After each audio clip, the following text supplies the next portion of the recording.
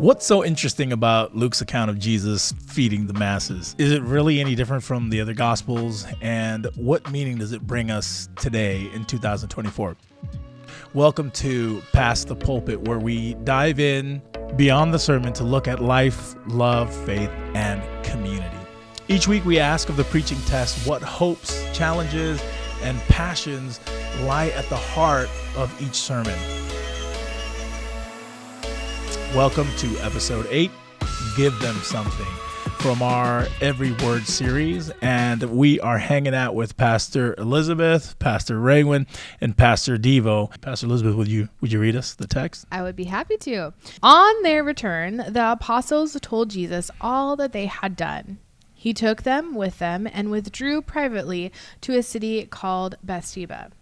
When the crowd found out what they had done, they followed him, and he welcomed them and spoke to them about the kingdom of God and healed those who needed to be cured. The day was closing near, and the 12 came to him and said, "Send the crowd away so that they may go to the surrounding villages and countryside, to the lodge and to the provisions, for we are here to be a deserted place." But he said to them, "You give them something to eat." They said, "We have no more than 5 loaves and 2 fishes, unless we are to buy food for these people." For there was about 5,000 men. And he said to the disciples, "Make them sit down in groups of about 50. They did so and made them all sit down.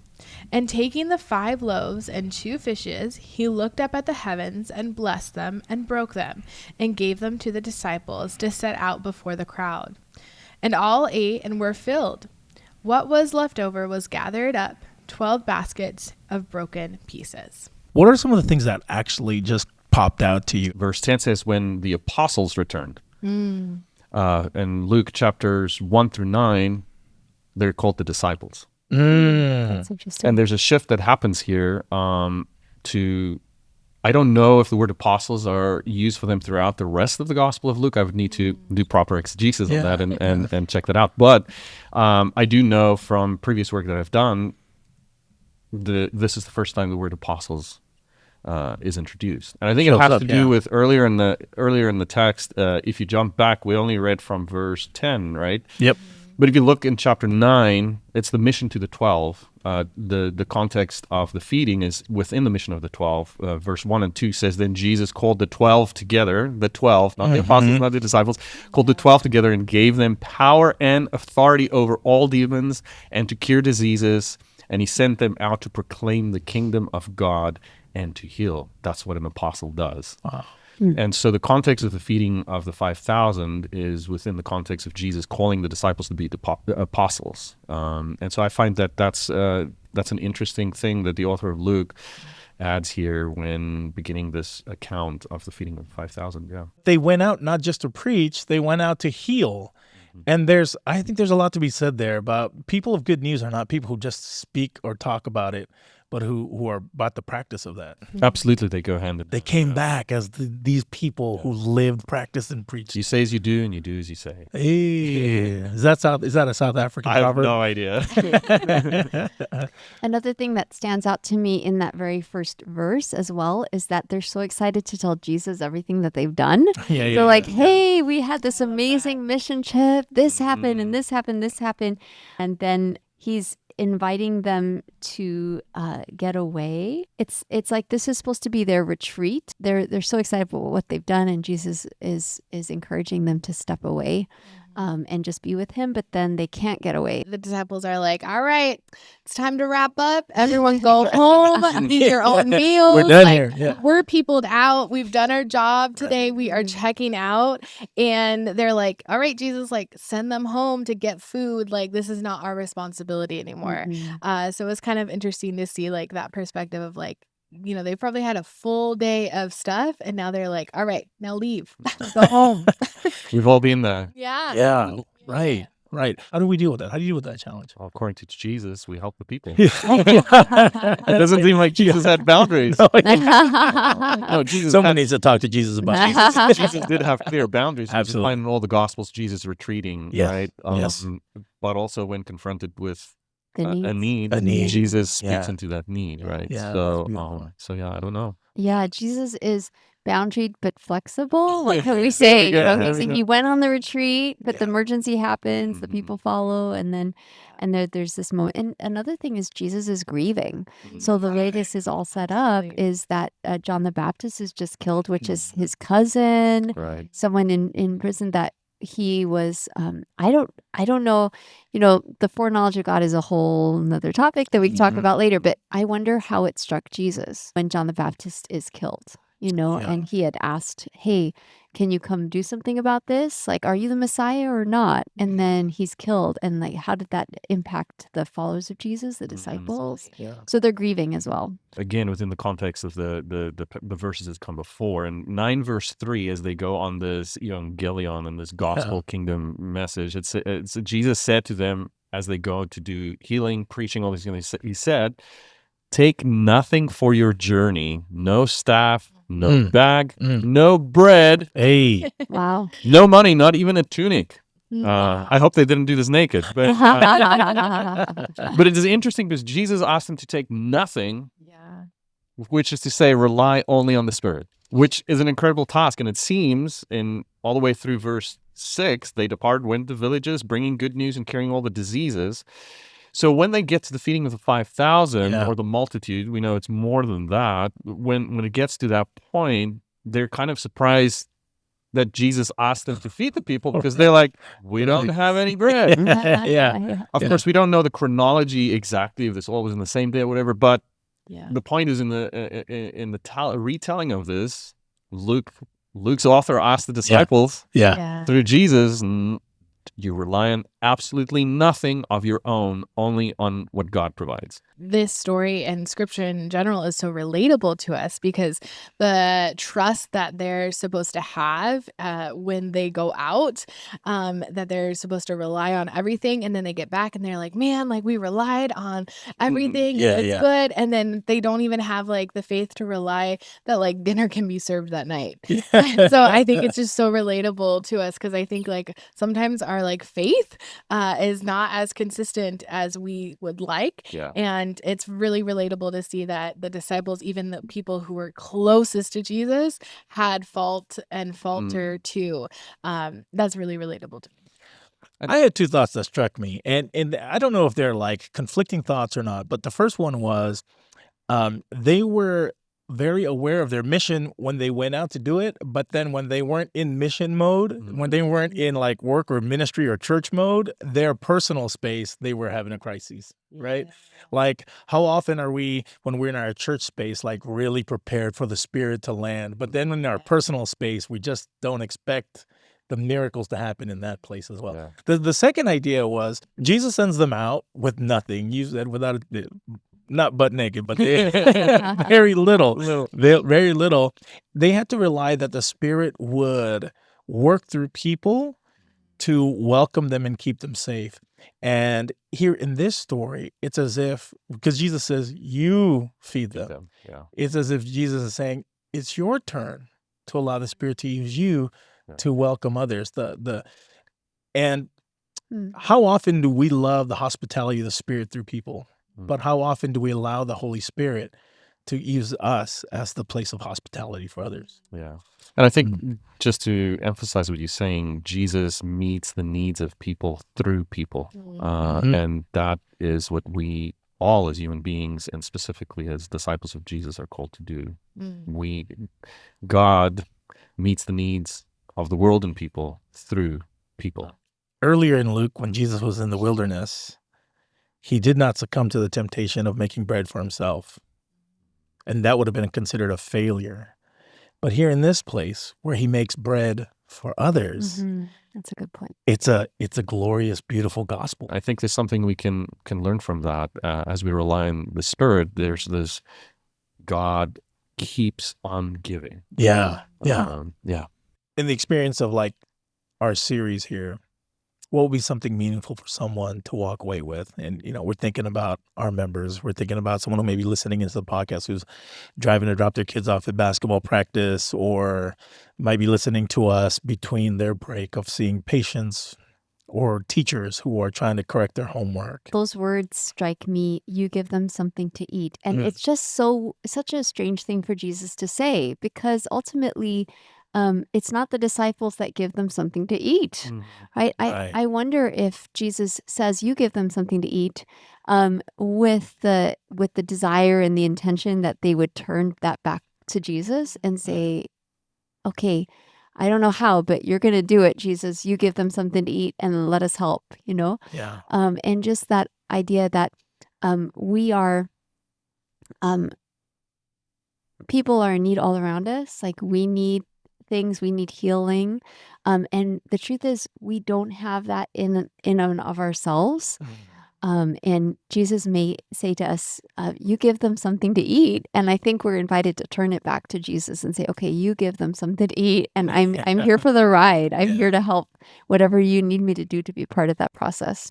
Again, to own the distribution, right? And Yeah. not decide who gets distributed to. Yeah, and I think it's life is better together. Yeah.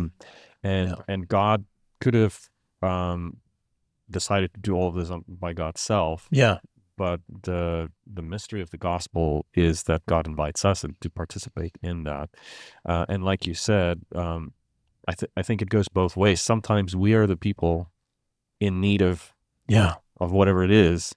I don't think we should place the burden on ourselves to always be the ones to supply the need or to be available. We all need other people to help us as well. Yeah. And so life is better together. Karl Barth, just looking at some of my notes here again, Karl Barth, he said the following: to put it in the simplest way, what unites God and humanity is that God does not will to be God without us. God does not allow God's history to be God's and our history to be ours, but causes them to take place in a common history. And I think this story exemplifies that. Again, by saying, hey, disciples, now apostles, we do life together. Yeah. That life includes everybody. And we help fulfill each other's need by asking God to do it. Yeah. And we simply show up. Yeah. Wow. Yeah, we get to be part of those who distribute as well as people who receive. Yeah. I think that just the beauty of sitting, like, I'm a very visual person, so I'm picturing like these groups of 50 people just like sitting around laughing and enjoying life.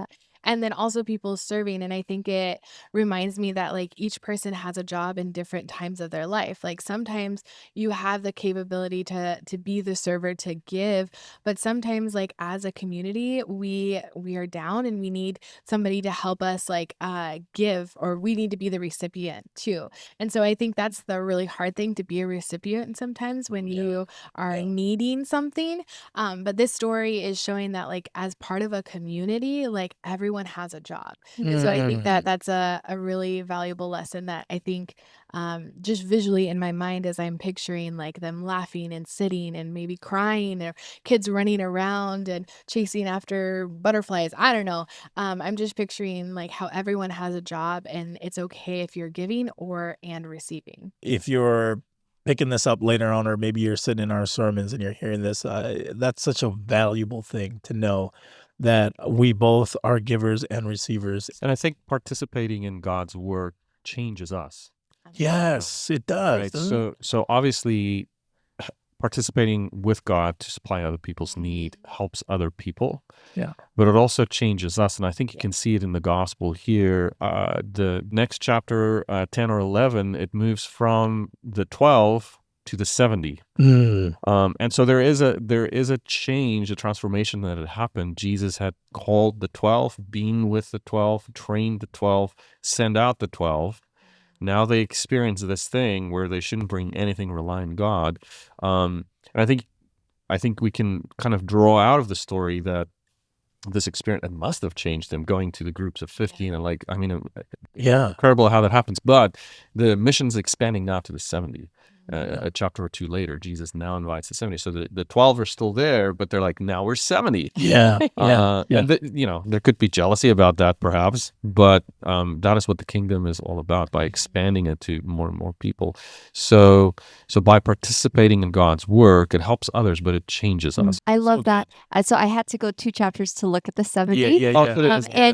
And it's incredible that Jesus gives them the same instructions. Exactly the same. On your way, I'm sending you out. No purse, no bag, no sandals, no greeting. Yeah. And it says, remain in the same house, eating and drinking whatever they provide. And again, I think there's a beautiful reciprocity there, that before they share something with them, they're receiving from them. And I think that's we in the world of missions and everything, that your first job as a missionary is to go and receive from the people, that you learn from them, hear from them, eat their food.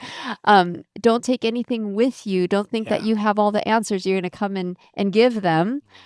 Go as recipients. So the first role of a missionary is to be a recipient for others. Yeah. I wonder if looking forward to where we are today, if we've missed it somehow, because church is becoming less participatory and more consumptive, right? Like we come, and even into our own congregation, our own space, but this is kind of how church just works in today's world. You come, you sit, you receive something, and then you go about your life, where we don't come and we don't participate into each other's lives, and we don't pour into each other and go beyond just what we get to receive.